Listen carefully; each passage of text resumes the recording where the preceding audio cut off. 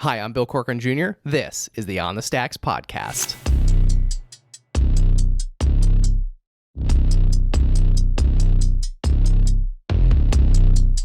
Oh yeah, whoa, look, they can never keep me down, I'm going, and if I ever fail, just know I'll go again. I never quit, cause I know that every loss may lead to another win. I'm going up. I like to sleep at night. I like to tell people how I feel, and I like to speak up for people that can't really speak up for themselves. And I root for the underdog. I am an underdog. My mother's an underdog, and that's where I get that underdog fight and bite and tenacity from is my mother, Mary Frances Fogg. So shout out to my mom. Hi, Mom. Today, I'm chatting with Jason Fogg, owner of Pops McCann Whiskey. This episode is brought to you by Burn, the fitness company behind the Today Show approved Burn board. If I'm being honest, working out can be a real chore, especially as a new dad in desperate need of sleep and cardio. Burn is founded by NEPA native Jimmy T. Martin, and his Burn board offers a low-impact core and cardio experience unlike anything I've done before. They have hundreds of on-demand workouts that are great for beginners, seasoned athletes, and out-of-shape podcast hosts who love supporting small businesses. My wife and I use it pretty frequently throughout the week, and it's honestly a great way to burn a ton of calories without burning a ton of cash. Not to mention, it's a great tool for skiers, runners, wrestlers, and hockey players. Jimmy is offering all On the Stacks listeners 15% off when they use the code STACKS15. Visit theburn.com today to get 15% off your purchase with code STACKS15 at checkout. Again, that's theburn, THEBRRN.com to get 15% off your purchase with code STACKS15. It's time to get on board today with Burn. This episode is brought to you by Blue Door Financial. Blue Door Financial will help you save money and reduce taxes to live a fuller financial life. To learn more, visit Blue Door Financial online at BLUdoorfinancial.com. That's BLUdoorfinancial.com. What's up, podcast episode 117 of the On the Stacks podcast here in the Blue Door studio. Welcome to the show, Jason. How you doing? Great to be here. Thanks for having me. Yeah, man, this is great. You flew up the turnpike today with all this whiskey in the trunk of your car. You made it. I made it. Let's have a taste. Let's crack some whiskey. Let's drink some cocktails on the stacks. Let's go. Absolutely. This is great. This is fun. I love a good drink on the stacks. Yeah, why not? Good time. Yeah, right? Yeah. So but your great grandfather, right? You're from Philly. Let me start out by saying this. You're from Philly. Yep. You're a Philly guy born and raised. Yes. But your great grandfather is from Scranton. So you've got some ties to this area. Tell me about your family history. Yeah, so I'm from Philadelphia. Don't hold that against me, Nah, we're great people down there in Philadelphia, brotherly love, but it gets misconstrued sometimes. But I do have some connections to coal country. I have some family that's up here. The tree of life starts up here with my great-grandfather, John Francis McCann. And this whiskey company and everything that I do is an ode to the ancestors, and it retraces all of the steps of ancestry that I have, and it kind of just tells a story with all the whiskeys that I launch.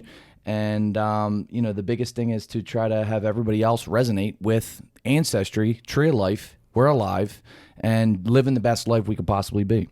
Awesome. Yeah. So where did the whiskey journey for you start? I know a little bit about you, but like you've done a lot of other work in the industry, right, prior to starting your own brand here. So kind of take me back a little. How did this all get started for you? So I was born in the Juniata Park section of Philadelphia, right above Kensington, right actually where my great-grandparents met, John Francis McCann and Anna Hughes McCann. And, I had young parents, and party neighborhood, fun neighborhood. I grew up with younger adults, and, my mother was a bartender. She worked for the city, but she also bartended. A lot of parties happened. When it was my birthday, it was in the paper, and everybody knew in the neighborhood that when it was my birthday and they saw my birth date in the paper, they knew that there was going to be this huge keg party in a row house. And the keg would be on the back porch, and this would be a rip-roaring, yeah, sounds like a good time. The Motown music, partying into the wee hours, and I'd be waking up 3-4 years old, and I've had bodies just everywhere. These people are all in their 20s. I was gonna say, so okay, so this was happening. You were like a kid, like a real young kid. So my mom had me when she was 19 years old. Okay. It wasn't like a party, and I wasn't around kegs and ashtrays my whole life. I mean, we didn't have a party all the time, but for your birthday, you had to go all out. But I had a fun upbringing with a lot of fun people. Parties, it was just happenstance to have parties and have fun and live life, and it was just Juniata Park was at one time a different neighborhood. It was a fun-loving, brotherly love, help each other, but live life and party type of spot, type of neighborhood. And also, the dad that raised me owned a bar, and I grew up in a bar since I was at a young age. I had a bedroom in the basement of a bar at a young age. I had all the aunts and uncles, drunk aunts and uncles you could possibly go upstairs, and just grew up in this fun party bar atmosphere, and working with my dad in his bars, and bartender, bar back first, bartender, and helping him run some of his establishments, and then I became a beer salesman. So how old were you when you started working at the bar with your dad?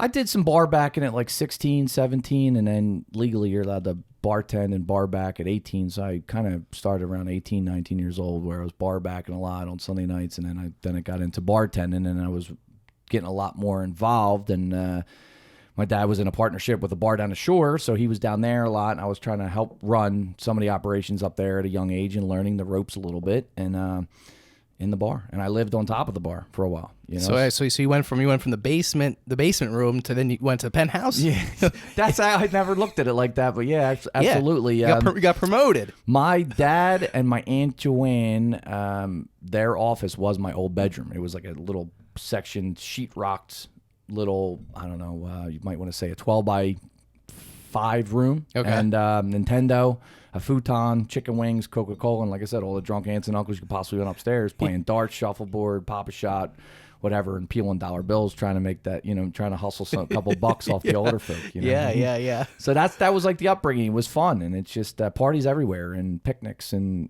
kinds of trips and stuff like that. So just and learning from a couple generations above, and you can go all the way up to the generations that were in their 50s, 60s, and 70s at the time. And learning from a lot of the generations in the neighborhood.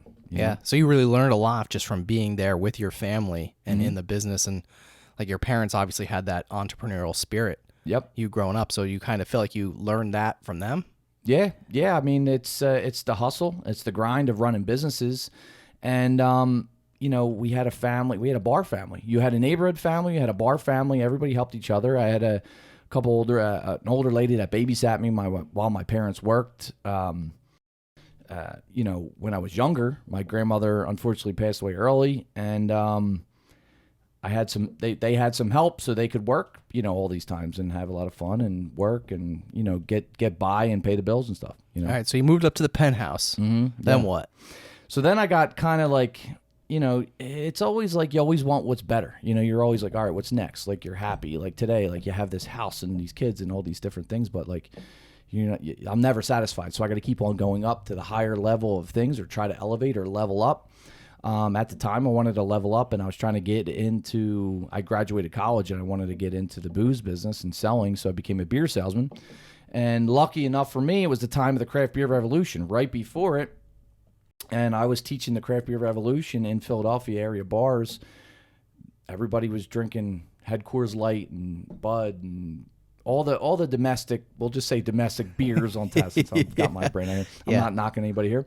But domestic brands on tap. And then I was splitting tap handles, trying to give them craft options. When you're getting in the 2005s and the 2006s, you're starting to see a lot more different crafts. And you're seeing, the imports of Europe come in, and you're seeing the Irish brands, and you're seeing the New England big craft brand and Sam Adams. And then you've seen a lot of West Coast beers come in. So I was teaching that whole genre of new beer that nobody knew anything about. That's interesting. Was great, because it taught me so much. There was food pairings with beer now, and the beer companies and the craft beer companies were kind of taking a page out of the wine company's book of the wine pairings and doing a lot of that. And you kind of see all this thing just developing and happening.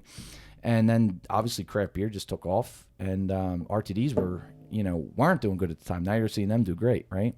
And And I just seen a lot of stuff in the craft beer business. So I was a craft beer salesman for 5 years in Philly. Then I moved to Florida, became a craft beer salesman down there. Came back when the Phillies won the World Series in 2008. That's when I drove 15 and a half straight hours from Florida back to get to the parade. Just in time. Just in time. Right? At 7 a.m. And then Of course. on my way, and I'm like in D.C., and I'm like, I just need to sleep for like a couple hours. And I got there, we started drinking nice. I was up for 43 straight hours. Oh, my God. Yeah, that took a couple years off me. But, yeah, so it was just learning lessons out of the craft beer, and then that led me to go into California to be an actor, which is one of my biggest passions besides the booze business. And did okay out there. Came back and did better here, and then I got into the liquor company, and I was selling tequila. Tequila was very similar to craft beer because it was very undersold, I believed at the time, 2010. And tequila was, this something that most people weren't accustomed to, except for like people that were really into it. Mostly everybody was like, oh, no, I had that when I was 16 and I'll never drink it again. I said, no. Like, this is actually, like, you got to understand what people tequila associate is. it with, like, you're taking shots and you're, like, passed out drunk it's bad news, right? It's a gold-colored liquid with salt on your inside of your hand and then a lime. And then you're doing the 3-step tequila shot, and if you do a couple of them, you're on the floor. It's like 1 tequila, 2 tequila, 3 tequila, 4. For real, yeah. 4, right? Yeah. So I taught that, and that gave me. I researched that, and I kind of dug into the whole tequila world in the 40s and 50s when tequila was getting bigger in the United States. I found out that they were adding gold food coloring to the tequila, silver tequila, because anything that you distill, anything you distill in the world, it comes out clear. So even this clear liquid, yes, this comes out like moonshine, clear liquid, vodka color, tequila color, silver color, everything in the world comes out clear. Did not know that. Wow.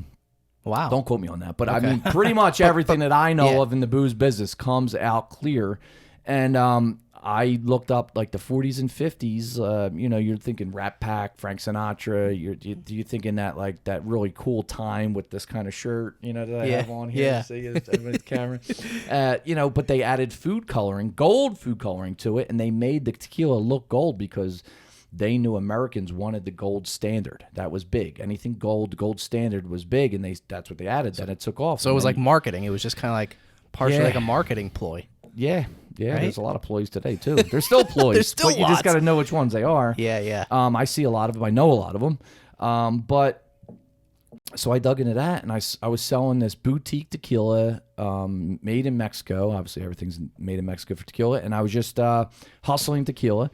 And I really got excited about selling it. I did good for a couple months, but I was working on 100% commission in New Jersey, and I was selling people tequila that didn't even want it. That's it. So you were just and it was selling like ice to an Eskimo, sand to a camel, whatever. Like these people were like, oh no, I never. I was like, no, you got to understand it. There's 3 parts, there's steps. You got the silver, you got the reposado, you got the anejo, and you can teach it, and it's actually good. My favorite tequila is silver. We're talking whiskey, but silver is really good.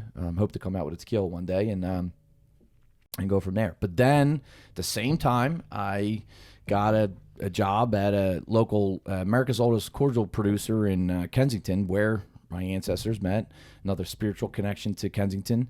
And this was America's oldest cordial producer that started out in New York City. And then they moved to Philadelphia after Prohibition. They shut down, and then they moved to Philadelphia after Prohibition. I was there for 5 years. I was their assistant national sales manager, starting Pennsylvania state manager. Knew nothing about it. Just got thrown to the wolves. Had to figure it all out. Then I kept on asking for new titles. Got national sales manager job, and I just worked my way through the understanding of the liquor business. I knew the beer business, I know the liquor business, and I know somewhat of the wine business, and I'm just trying to become all worlds because I want to launch all products, all brands, beers, wines. Obviously, I have whiskey now, and some other secret projects I have in the works. Nice. Awesome. Yeah. It's crazy. So but before we go any further, we got to give a little shout out to Walt, because Walt connected us. Yeah, Walt's amazing. Yeah. So shout out to Walt, and I got an email from Walt suggesting you to come on the show. Walt's amazing. He's from Hazleton. He's a retired West Hazleton police officer. Great guy. Hands like a bear, big bear mitts, but he's got the greatest heart. He's a genuine soul, and he's a true gentleman, and he's down to helping everybody. You said he was sharing all your stuff. He's sharing my stuff. He's sharing a couple other people that he's connecting me with stuff.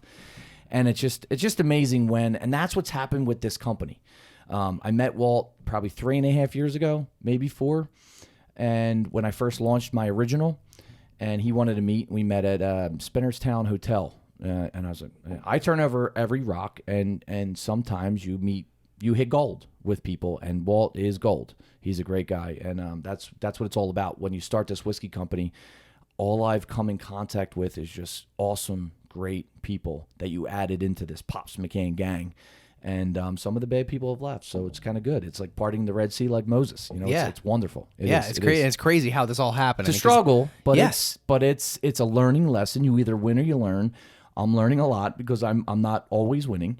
But when I do win, like yesterday, it's just like, it's a fabulous day when you win sometimes, you know what I mean? And we're not going to win them all. It's a roller coaster. So, yeah. But shout out to Walt. Thank you, Walt. Yeah. Thank you, Walt. So, all right. So let's go back now. So how and why did this brand start?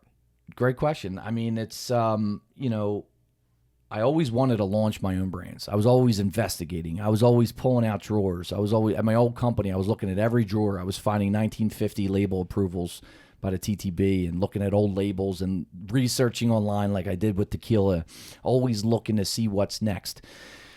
Quite honestly, when I mentioned I was going to California to be an actor right after the Phillies won the World Series in 2008, and in between, I was done with the beer side of things for a while. It just got so much for me, and I was doing grocery stores down in Florida and learning again. I didn't win, I learned. I decided to go on a cross-country trip in honor of my grandma and her longtime South Philly boyfriend, and they always traveled a lot. And I wanted to go on this spiritual journey. They just passed that same year. And I went on a spiritual journey, 10 cities, 13 days from Philadelphia to California to be an actor. I always wanted to be an actor. Sometimes where you're from, you're not supposed to be this actor, And that's what I wanted to be. And so my first stop out of the 10 cities was Lexington, Kentucky. Now, remember, I was just in the craft beer revolution. Right. I get to Lexington, 8 hours driving straight. I love to drive, and I think a lot when I drive. It's great.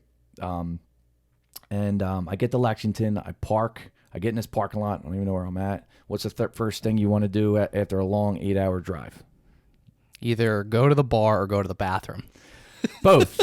So funny enough, I didn't have to go to the bathroom, but I wanted to drink something, and I needed something strong. In that town. And I was already drinking whiskey for a couple years since 2006.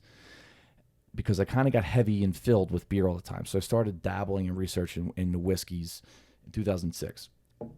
First thing I do is I go to the bar that was down the street and to the right, and I walk in, and it was like this big light epiphany just glared off all the silver. All whiskey was upside down on spindles, and that was the epiphany where I was like, oh my gosh, 2008. This is flavored vodka revolution right now in the booze business. I said, oh my gosh, whiskey's next. And that's what I wanted. I was like, there's no bar like this on the East Coast of any of these metro cities, New York City, Philadelphia, Boston, Baltimore, any of them. I've never seen anything like this. Unbelievable. And I was like, or a whiskey company. So when I got back from California after not doing not setting the world on fire like I thought I could, you learned. I learned again. I was at a security company, and I was selling iPhone and I can't get up buttons things.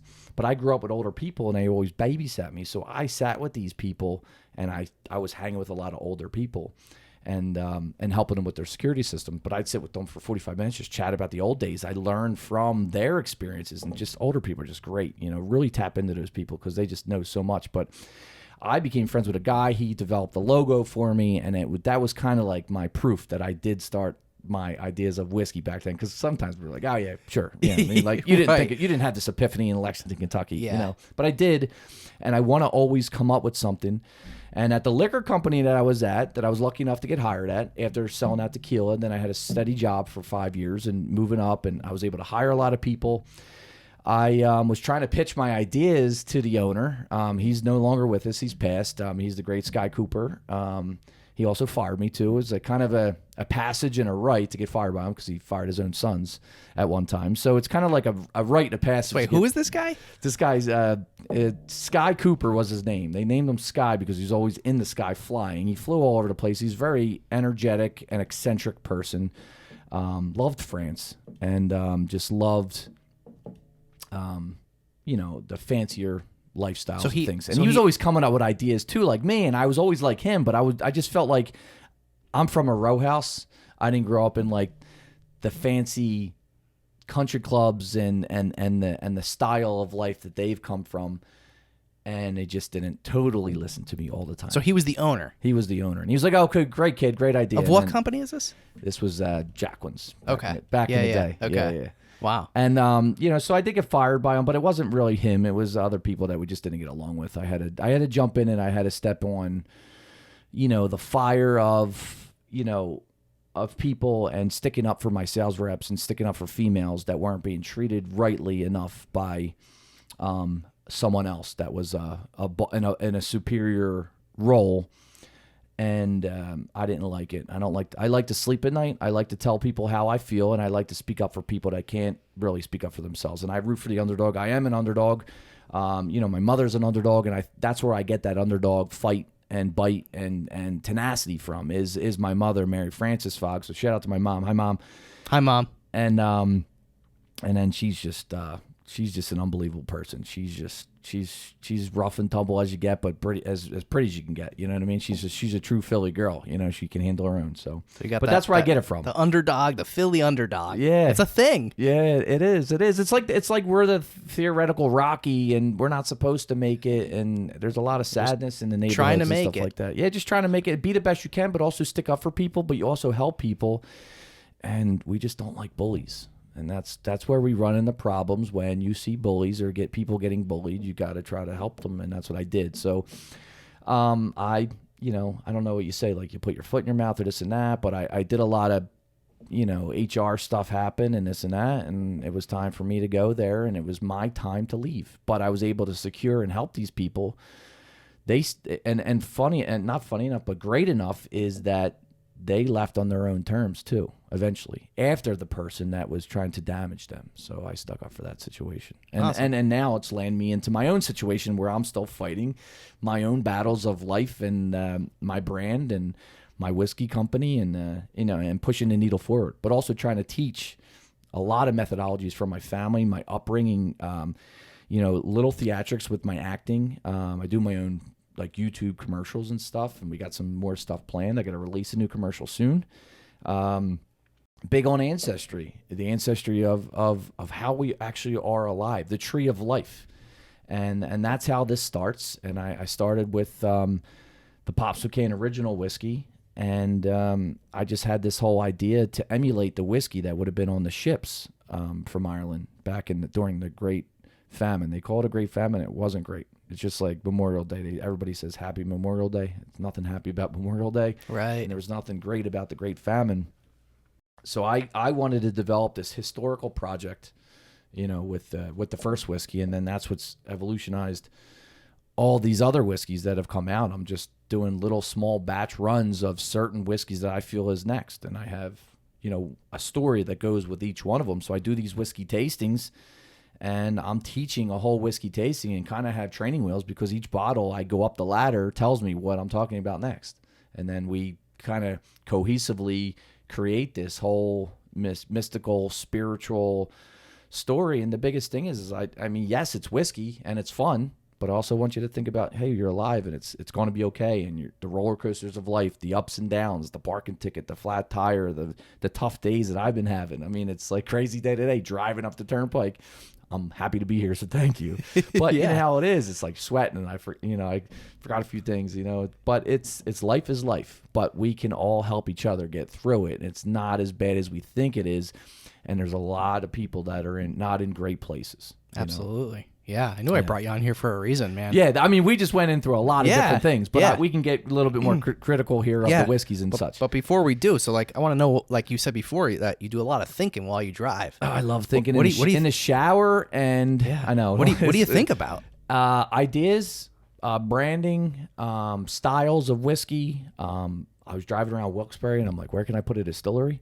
I love this. I meant to take a picture of this bar. It had Steagles on it or something. I don't know if it's a bar called Steagles, but it was like this little corner, and it meets at a point, and I know somewhere around here. It was between here and Breakers Brewery. Okay. I stopped at Breakers Brewery, and I was trying to see them.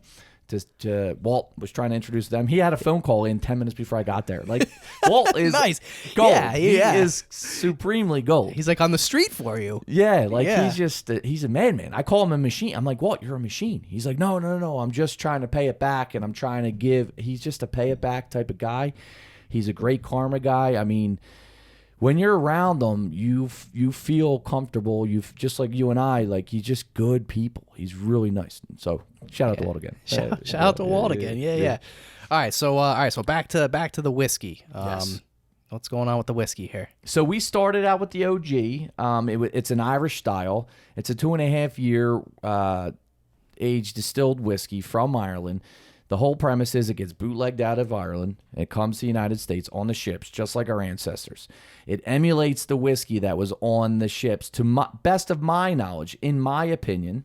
A lot of this is my opinion, so don't quote me on anything. And Yeah, right. You know, but listen, it's your brand, so yeah, you can, exactly. you can make it what you want. Right, but some people, whatever, we'll forget about them. But anyway, haters. the whiskey comes on the ships, just like the ancestors, and then this whiskey comes in. It gets loaded into on the train, goes in through Quebec, down into Ontario, and then down through Michigan, where we bottled that one. So it has this whole mystical, spiritual journey whiskey of the ancestors, how our first ancestors got here. I mean, this resonates with anybody because everybody's ancestors came on the ships. And if they don't jump on the ship at that time, at that moment, if they don't buy that ticket, or the Irish were pushed on ships with one-way tickets by the landlords because they wanted them to leave, because they wanted to take over their crops. They wanted to take over everything. Actually, they wanted to depopulate. It was like a depopulation, starvation type of genocide, is what I've researched. But if they don't jump on that ship at that time, and if they don't make it, and they don't meet all these people, and all these things happen, and babies and people, I mean, it takes generations, and you're talking about 4,000 plus people just in the past 400 years for you to be alive. And it's just like, why am I worried about that or this or that person or $5 or the parking ticket? Like, we got to get better. We can do better. And we reflect on the ancestors of what they've gone through. John Francis McCann graced the first bottle in his World War I uniform. He was, like we mentioned earlier, he was born in Scranton, in Hyde Park, I'm going to mess this up. 146 South Grand Avenue in the Hyde Park section of Scranton. His father, John Patrick McCann, funny enough, was born in Philadelphia. Wow. Strange, right? So from Philly to Scranton, back to Philly. It makes me mind boggled up in this head of mine. I looked at his death certificate, and it's this yellow card that I found on Ancestry.com, and it says death 1950, and then he was born in 1875, place of birth Philadelphia, PA. And I'm like, what? How does this even work? Yeah. And so he must have, I think his father was Patrick McCann, and his mother might have been Julia McCann, and they might have came through the port of New Orleans. That's why I kind of have the fleur-de-lis flanking some of my bottles, because that's what I was told.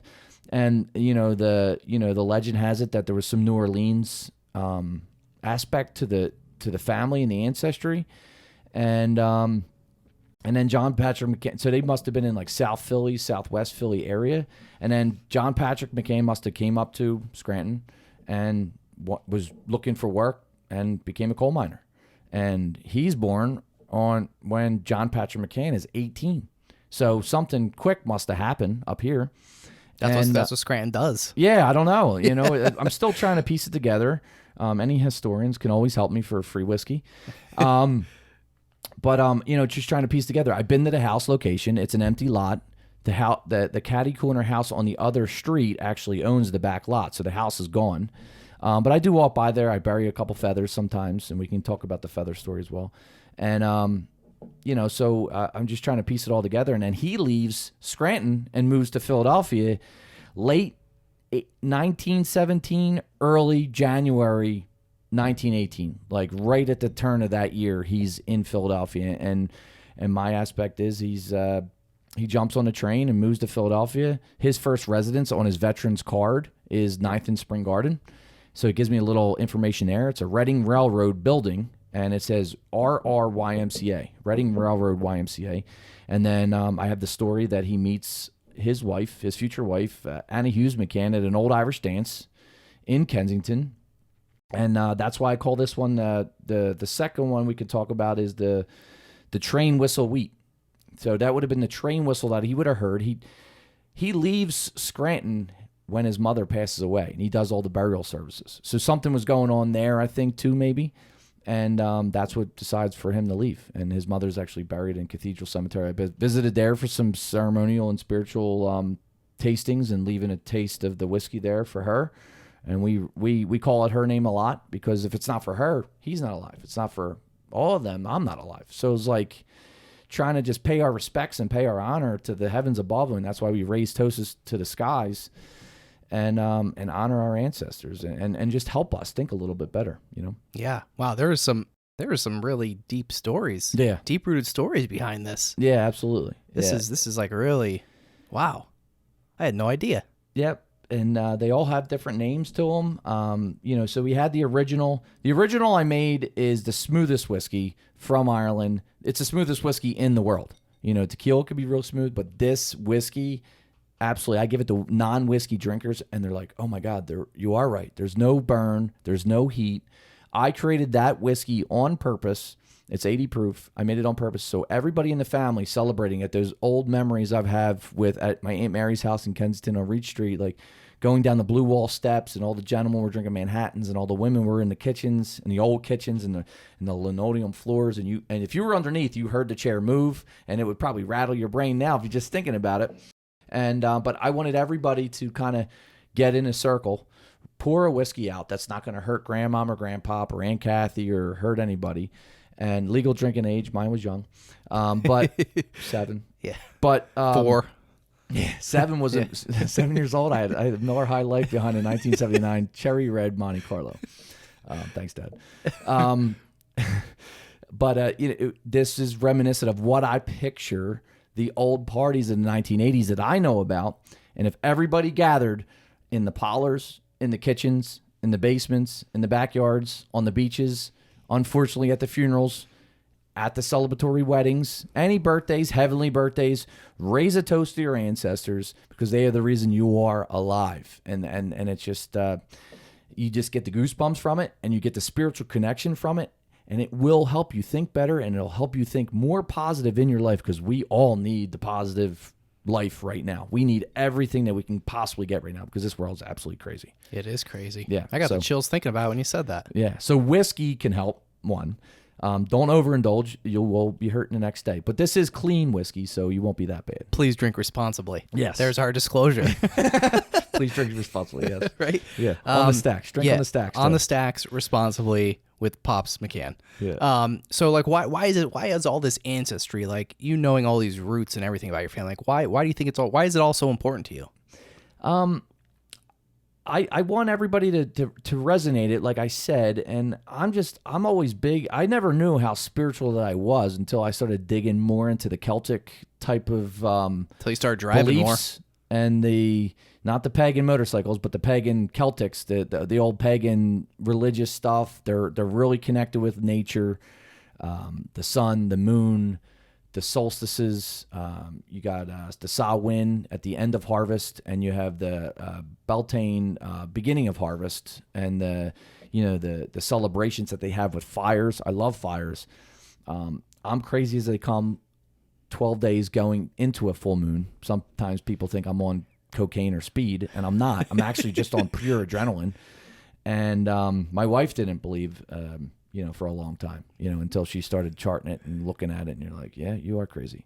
But we are humans. We are animals. We are nature. And I became very spiritual, and the Celtics do a lot of spiritual stuff with Ancestry. And I don't know what else to believe other than that, to really, really dive deep into the Ancestry.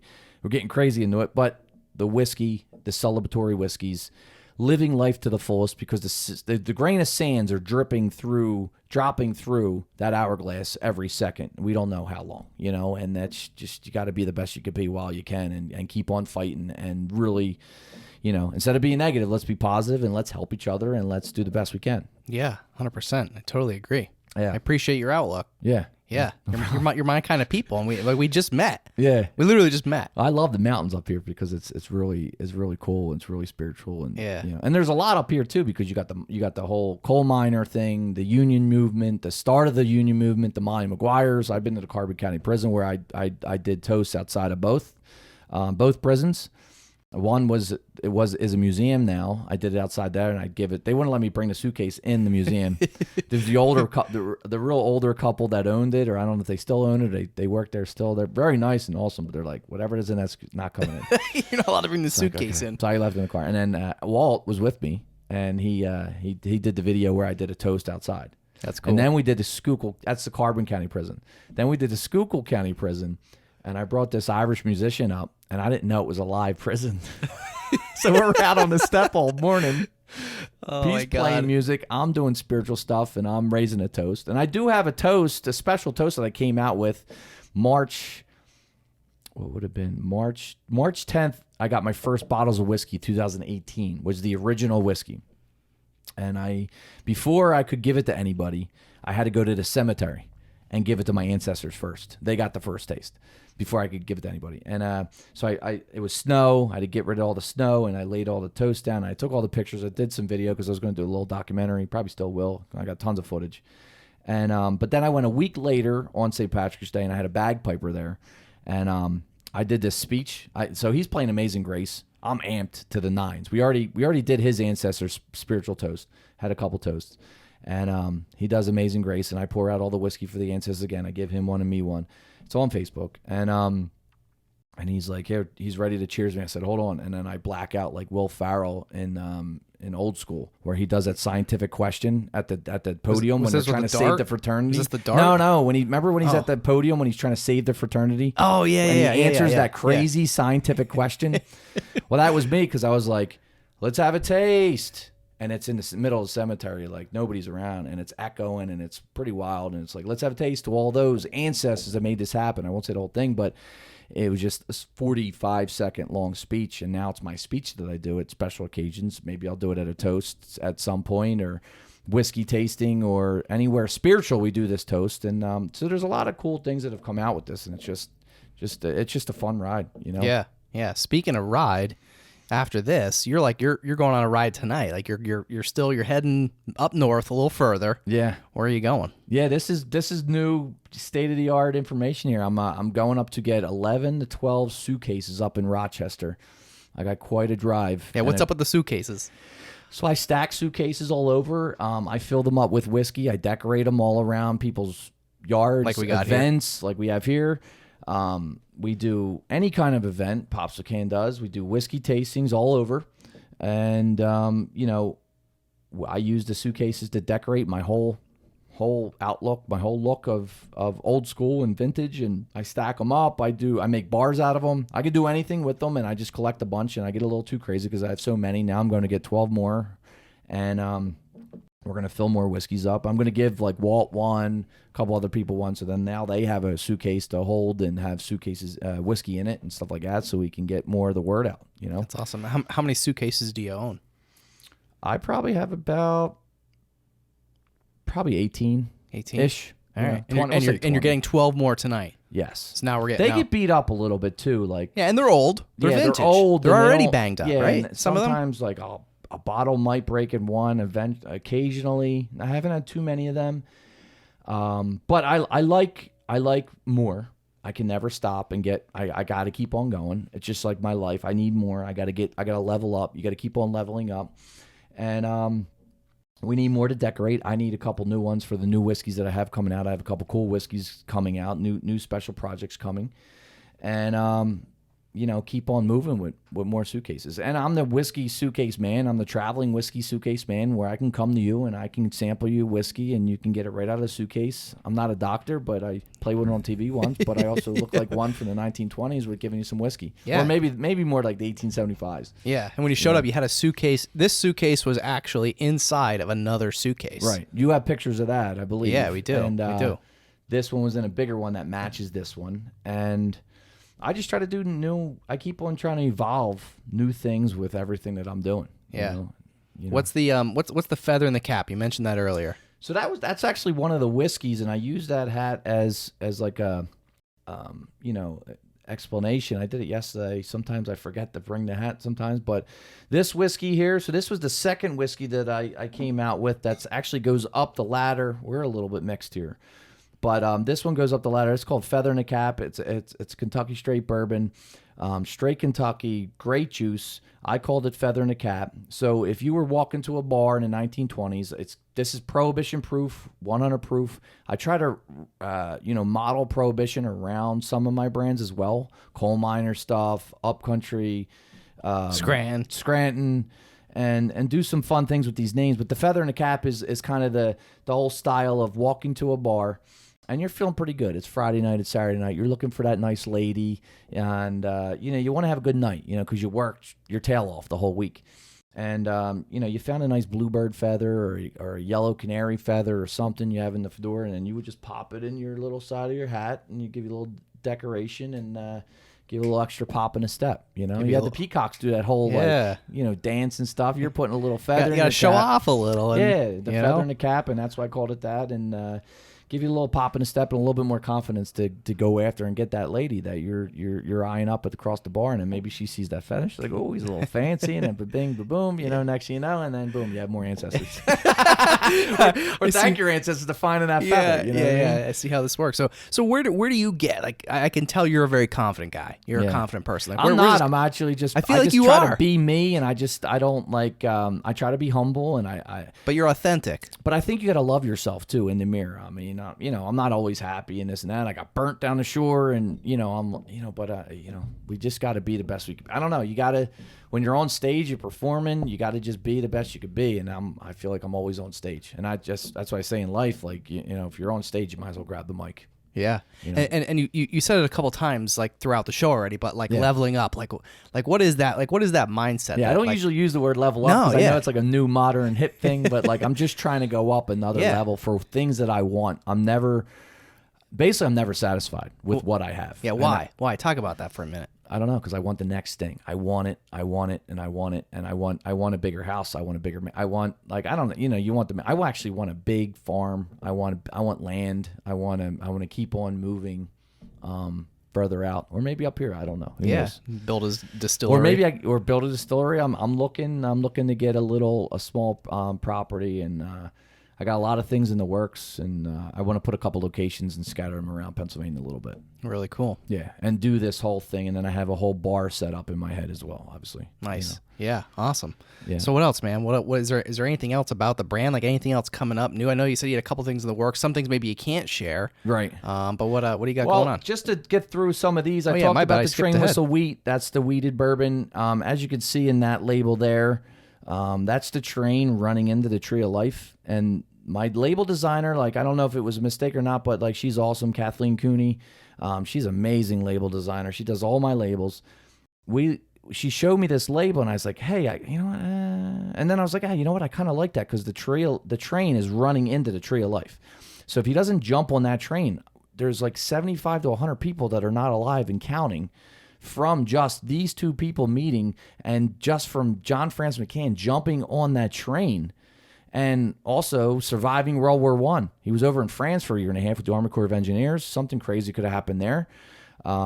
He was a brakeman for the Reading Railroad. He also tried to go into World War II, like at 48 or something like that. Crazy son of a gun, Like he just is a crazy son of a gun. He applied to go to World War II, but they said, I don't know what they said, but they said, "Nah, you're too old." But probably, but he worked at the shipyard in Philadelphia, and he built ships.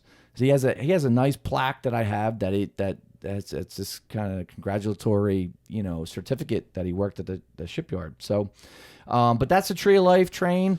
Train whistle wheat. That's why I named it that one. That would have been the whistle that he heard. And then the next order of how they came out, not the whiskey that we would taste, this would have been Apple Huckster Rye. This is a rye whiskey finished in apple cider barrels. I used 2 different cideries out of Pennsylvania. Good Intent cidery out of Bellefonte and Civil War cidery out of Lewisburg. Great cideries. Check them out. And this whiskey was the biggest gamble of my life, but it ended up being like phenomenal. It has this nice hint of apple. It's all natural. Nothing is added. No lemon car salesman junk like some people are like, oh, you can add cider to it a little bit at the end and make it like that's real cidery. I'm like, no, it has to be all natural. It was a gamble. It was a roll of dice. That's my favorite whiskey, and that's a great old-fashioned you can make out of the Apple Huckster Rye. And the great thing of why I always wanted to do Apple Huckster Rye is because he sold apples during the Great Depression. So a lot of gentlemen sold apples to survive. 5 cents apples. Fresh apples here. Get your apples here. Fresh apples here. I'd love doing that because I was going to do a commercial about that. I still want to do it. So that's your favorite one? That's my favorite, and I think it's just because I think it has a lot of story there too. And I get these visions of what it would have been like in Prohibition. Like if you were out in the country or somewhere where you had land and you had bunch of apple trees, apple orchard, whatever, you would have a big red barn. And you got to remember Prohibition, obviously whiskey was illegal. You'd have all these barrels of cider, and cider was somewhat legal with a certain percentage. I can't remember off the top of my head, but it was a low percentage of cider. And if you were an apple guy and you were growing apples and you were making cider at that low percentage and you were greasing the cops too, probably giving them free cider just so they didn't even come in your barn. But if they did, the middle of the barrels would have had all the whiskey in it, and the cops, maybe being a little lazy at the time, they would have cracked all the outside barrels, and they would have checked and seen it was cider and gave the guy, and he would have sent him off with a couple jugs, and that's how you get the Apple Huckster Rye. The whiskey would have been in the epicenter of the barn, and he'd be selling whiskey too under the cuff in Prohibition time. So wild. Have like a two-folded story with Apple Huckster Rye. Yeah, wow. But he really did. He sold apples during the Great Depression, and a lot of people did. And there's pictures of that. You can Google. It's fun. It's cool, and it's great. And then the next one is that's 95 proof. The Apple Huckster Rye, Coal Miner's Rye, 100 proof. Man's man, coal miner, getting out of the coal mines, clearing the soot out of their throats, rye whiskey that's just bold. It's very bold. It's phenomenal. It's delicious. It will throw you around a little bit if you have a couple. And says 5 year on the label, but that's a COVID mistake. It's actually a 6.3 year rye whiskey. It hit a birthday. We printed it. And we bottled them, the whiskey, and I brought it home. And I realized I brought the barrels back with me with the stock, and I looked at the labels, and I'm like, oh my God, it hit a birthday in September. But so it's a 6.3 year. So I call it a 5 year and 15-month rye whiskey. So that's that one. And then this one here, we just released this one, is Pops McCann Bootlegger's Daughter. It's a 6.7 year Kentucky bourbon. Phenomenal whiskey. I was finally able to put my great-grandmother on a bottle. We have more ancestors coming, but this is my great-grandmother. She was screaming at me through the spiritual world, put me on the front. And I came out with this one with 3 different proofs, 90, 108, and barrel strength 120.3. My daughter, who is 4, she'll be 5 next week, but we started this project when she was 3. She helped me design this label. She wanted pink and purple. And this is her first label approval at 3, 4, 5 years old. We put daisies very subtly in the bottom there. My great-grandmother sold... I'm not sold. I'm selling whiskey. She taught piano in Kensington to a lot of people, and my grandmother played the violin, so we have that there. My great-aunt Mary sang this Peaches song, and just a lot of symbolism there. But the 3 different proofs has really set you off with, wow, where are my taste buds with whiskey? It's a perfect release. The 6.7 year just really, really is just a great whiskey. 108's leading the charge right now because it's right in the middle, packs a punch, but it's not overpowering at 108 because it's blended, and all these here are blended with the natural spring water of the central mountains of Pennsylvania. Wow. So we have some more coming too. Yeah. How did you find those places out there in central PA? So I work with a distillery up there that helps me bottle these.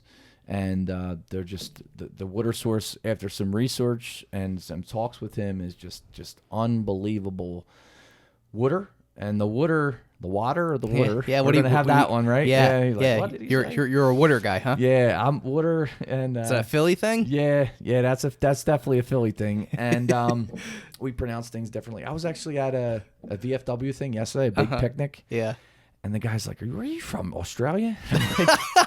Why? What'd you say? It wasn't the first. No, I don't know. But I was like, hey, how you doing? And I went into my whole spiel, and I was like, we got whiskey over there and this and that. And I was like, maybe I was carrying some of my verbiage. Yeah. He's like, you from Australia? And I'm like, no. I can kind of hear that a little, though, when you just said that. That's not the first time I've heard Australia. Yeah. Then some other lady was like, you got a kind of like a John Wayne vibe. And I was like, thank you. And you said Australia. Thank you, too. And put another shrimp on the barb, eh? Yeah. I've heard all these things, continuously for a bunch of years. John Wayne was the first time. Used to get Elvis a little bit, like, but kind of see that. I'm getting older, and whatever. But we'll take anything we can get, and that positive is positive, and we'll take it. Yep. But the water up there is great, and honestly, Pennsylvania has one of the best water sources all over. From comes from down the mountains, and the natural spring water is the best in the country. Yeah, and it's phenomenal to blend with whiskey, Kentucky bourbon, and whiskey, any kind of whiskey. And that's what sets these apart a little bit too, is because a lot of these whiskeys are from Kentucky, and I'm taking the whiskeys from Kentucky, bringing the barrels over gangster style, and blending them with the natural spring water, and they're going to taste different from the sources that I get them from, big reputable distilleries, and they're going to taste slightly different because we have different water here. We have different minerals and such in the whiskey and in the water that'll turn the whiskey a little bit differently and turn it for the better, I hope. And I think we have some phenomenal whiskey here in a suitcase, and it's the best you can possibly get. In a suitcase. Yeah, and it travels wherever we can go in Pennsylvania. I can go anywhere. We're looking to do some stuff in Mountaintop and Wilkes-Barre. We're at Mountaintop. I live in Mountaintop. I was talking with, is it Dean at Mountaintop Eatery? I don't know. Pub and Eatery? I think it's a new place, I think. Yeah, we're talking. We're trying to do. Walt's got me in contact. I'm getting confused. Walt's putting you everywhere. Walt Mazer is just a man, and he's just getting me in contact with so many places, so many people. And he's like, "Hey, well, look, this guy's got some amazing whiskey, and he's tasted, and he's bought bottles. I've given him some bottles. We shared some bottles. We have the best cigar pub. I think we have a tasting in August at some time, and we just have a lot of things going on, but nothing at the same time. It's kind of like things are moving, but it's, you know what I mean? It's just like you're trying to just knock off one event at a time, trying to do the best you can and get all of these places and just pour some fantastic whiskey and tell stories with it that resonate with everybody else. And that's the greatest thing, is when I'm telling my Ancestry stories, they either tell me during or they come up to me afterwards and they're saying, hey, thank you for bringing this up, or hey, you reminded me of when I was at this party and my grandmom did this and this and that. Because I always like the original you can give to anybody and they can drink it and celebratory, not hurt them. And then next, grandmom and Aunt Kathy are dancing on tables, or they're telling you stories that you weren't supposed to hear yet, or they're telling you stories you never were supposed to hear. And next you're like, oh, well, that makes. And then I wasn't supposed to hear a lot of things either. And now the puzzle is getting complete with understanding where you come from. Where's your ancestry from? Who are you inside? What nationalities are you? I'm a mix of a lot of things, mostly Irish, but I'm a mix of other things, of Scots and Welsh and 1% Australian and some England. Are you? You're 1%? No, you. Oh, 1%. Yeah, my accent. Yeah. And I'm true Philadelphia, and we are who we are. We try to help everybody, and not everybody's like that where I'm from, but there's a great Philly gets a bad rap sometimes, but it is what it is. Yeah. The old neighborhoods were just spectacular and amazing. The city's gone. It's a shame. It's a little different now, huh? Yeah, it's over. Yeah. I'm done with it. I'm over with it. I gave it up. Everybody can have it. I used to get upset for different things, but it's the cities. But I got these memories, and I can go back on these stories, and I can try to help people resonate. And if they like to indulge with whiskey, I have the best whiskey around, or just as good as anything out there in the country, in the world. And I have more things coming that are going to blow people's minds. And I got some really cool charitable whiskeys coming too. I got a Wild Bill Grenier, Band of Brothers 9-year bourbon coming out. And I'm tying two legendary figures that were, in war, Wild Bill Grenier, and a buddy of mine that went to my high school. He's a lot younger than me. Got to know him after high school, and he's a Purple Heart recipient, and Wild Bill's a Purple Heart recipient. Kevin designs the front label with this crazy, wild idea. This is a story in itself. And this label just landed at the distillery to get bottled soon. So that's going to be just black and gold and World War II all over the place, and in honor of Wild Bill Grenier. And that's going to be where Kevin's foundation and the Wild Bill Foundation, get the proceeds to that whiskey there, and Really we're just, cool. and I'm doing it for spiritual reasons for Wild Bill and honoring him.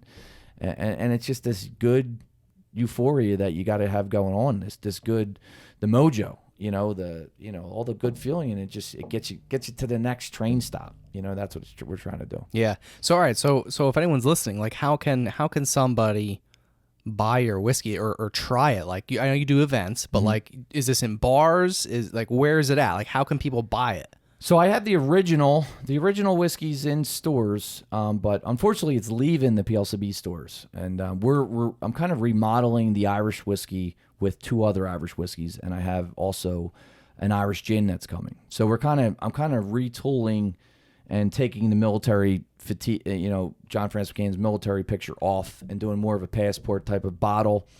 We're remodeling that, so it is still in the stores to get the original. All of these are attainable direct. We can actually ship them to anywhere in Pennsylvania, and you can find me at www.popsmccannwhiskey.com. You can reach me on Facebook or Instagram, or any social media is at Pops McCann Whiskey, and reach out to me with a message saying, hey, looking to try it, looking to taste it. If you're a bar owner looking for me to come out, we can do an event. We have a lot of events coming up, so look out for them. And, that's pretty much it. You can find it just by Googling or searching for Pops McCann Whiskey anywhere. Awesome. So, like, on your social media, people can find out about these upcoming events? Oh, absolutely. Yeah, we'll have a lot of, heads-ups coming. We'll be at a bunch of venues coming soon. Awesome. Yeah. This has been fun. Yeah, thank you. I appreciate it. Thanks for having me, whiskey on the stacks. Yeah. First whiskey. Yeah? Oh, nice. Yeah, 117 episodes in. I think the only other thing I've had on here was beer and wine. Okay, nice. So whiskey's a little bit more fun, a little more dangerous, but it'll get you dancing on tables here. Yeah, we can maybe dance on this table. Yeah, I don't know. why not? Who knows? Yeah. Maybe I'll sleep on the couch here tonight. I don't know. Be safer. You'll be safer just staying wherever you are drinking Yeah, whiskey. yeah. Please drink responsibly. There's Absolutely. Another little Get a disclaimer. ride. Yeah. Or that. Yeah, get an Uber or Take an Lyft Uber. or Yeah. a buddy pick you up. Yeah, sounds good. Well, man, I appreciate you. Taking the time to. Yeah, no problem. Thank you. Bootleg your suitcases. Yeah. Up the turnpike today, and I wish you the best of luck with everything. And I know I'm going to run into you again soon. So yeah, hopefully we can have you come out to one of these events. Maybe I have to. I'm Walt's looking to book me everywhere up here, so maybe you can come out and do some events out there. Yeah, I'm gonna keep an eye out, and yeah, man, this is cool. I like I said, this is it's a really interesting story, and I just think like the whole brand. I love the brand. I love the brand, and the fact that it has like this really deep rooted story behind it just makes it that much better. I thank you. I really appreciate the time, the help, the having me on here today, and Pops McCann Whiskey definitely appreciates it. Absolutely. All right, Jason Fogg on the Stacks podcast in the Blue Door Studio. Thanks for joining me. Thank you. Cheers. Cheers.